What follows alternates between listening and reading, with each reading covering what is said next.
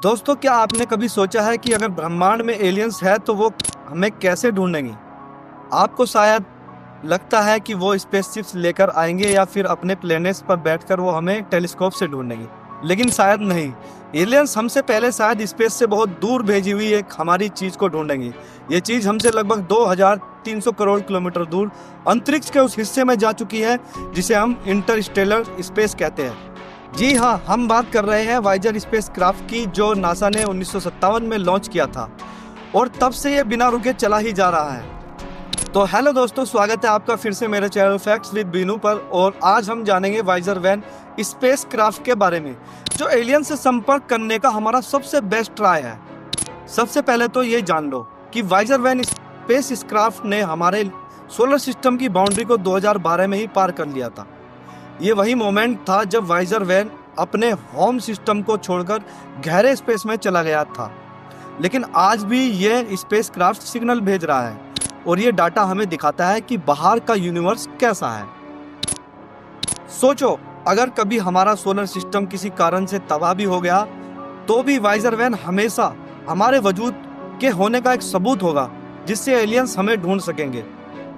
अब सवाल यह है कि वाइजर वन में आखिर ऐसा क्या है जो यह दिखाता है इंसानों ने बनाया है।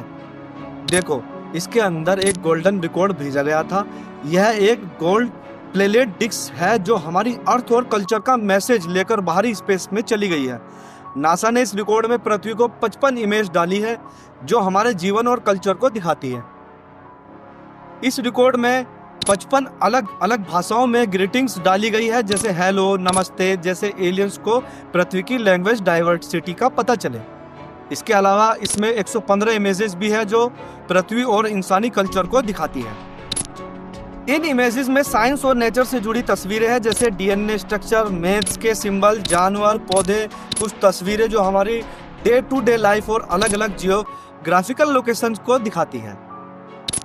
साथ ही साथ ये रिकॉर्ड कुछ ऐसी नेचुरल और कल्चर साउंड्स को भी कैरी करता है जो हमारे प्लेनेट अर्थ को यूनिक बनाती है। इन आवाज़ों में समुद्रों की लहरों का शोर, हवा के चलने की आवाज़, बच्चों की हंसी और जंगल में पक्षियों की चीखने की आवाज़ और कुछ गाने भी शामिल हैं। ये सब चीज़ें इस उम्मीद के साथ रिकॉर्ड की गई है कि अगर कभी ये एलियंस लाइफ के पास पहुंचती है तो वो हमारे अस्तित्व, हमारी लैंग्वेज और हमारे कल्चर के बारे में थोड़ी सी अंडरस्टैंडिंग ले सकेंगे। लेकिन दोस्तों सोचिए, अगर किसी एलियंस सिविलाइजेशन ने इसे ढूंढ भी लिया और अगर वो इसे समझ भी नहीं पाए तो क्या होगा? ये सोचने में अजीब लगता है, पर यह सच है कि ये मैसेज तो हमारा है, पर अगर उन्होंने इसे सुनने या देखने का तरीका ही समझ में ना आए तो यह गोल्ड रिकॉर्ड उनके लिए एक अनसुलझी पहेली बन के रह जाएगा। खैर, जो भी है वो सिर्फ एक स्पेसक्राफ्ट नहीं, एक ऐसा मैसेंजर है जो हमारी दुनिया की कहानी को इस अंधेरे यूनिवर्स में लेकर चला जा रहा है। न जाने कब और कैसे ये हमारे अलावा किसी और सिविलाइजेशन को मिले और वो हमें समझ पाए। आपको क्या लगता है, एलियंस कब इसे ढूंढकर इंसानों को जान पाएंगे? फीडबैक में अपना जवाब जरूर बताएं और ऐसी इंफॉर्मेटिव वीडियो के साथ हम मिलेंगे अगले एपिसोड में।